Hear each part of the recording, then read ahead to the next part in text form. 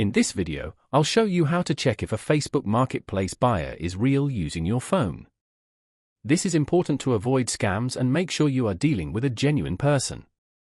First, open the Facebook app on your phone and go to your messages where the buyer contacted you about your item. Tap on the buyer's name to open their profile. Once their profile opens, take a moment to review it carefully. Look at their profile picture, posts, and general activity. A real account usually has multiple posts, photos, and interactions with other people. Next, check how old the account is by scrolling through their timeline.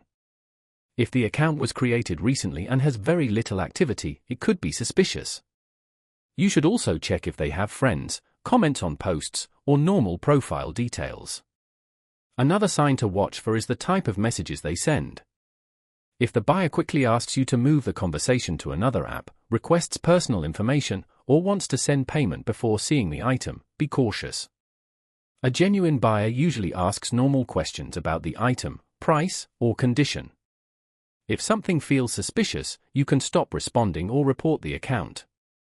If this video helped you, don't forget to like the video and subscribe to the channel for more helpful tech tutorials.